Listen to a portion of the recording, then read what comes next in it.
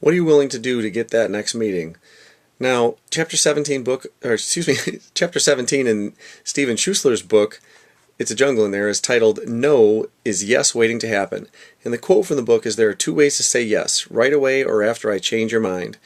Now, the idea and what he actually went in with, and which I kind of found rather comical, is that he couldn't get an appointment for a while, and what he did was actually he found out that the company that he was trying to get some business with had a corner window or corner office or window office, I forget what it was, but he actually ordered up and rented a crane and basically brought himself to the outside and was able to send a message there and actually got the appointment. So it's about the what are you going to what are you going to do and what are you willing to do to actually get that appointment. Now, if someone tells you no, it might not necessarily mean no permanently. It just might mean no right now.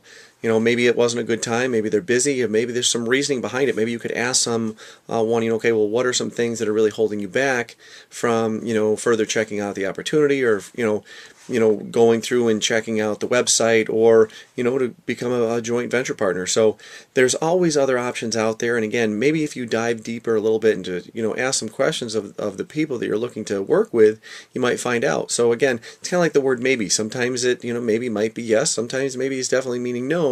Depends on what you say. I mean, I tell my kids maybe all the time, but a lot of times it's just I want to think about it and really figure out what my options are. So, when you're in business, if you're talking about a new thing, maybe no just means not right now, not necessarily down the road. So, you can come back, you can revisit it, maybe give the appointment time, when do you want to do it?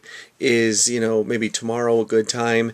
Maybe actually set the pace of when that appointment's going to be.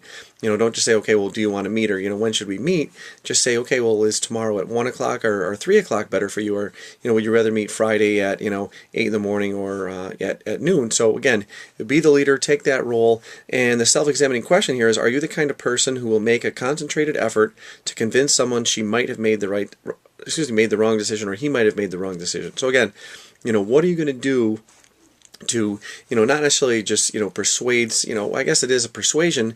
You don't want to trick someone into doing something, but you want to follow more of that persuasion. What skills, what techniques, what ideas are you going to talk about?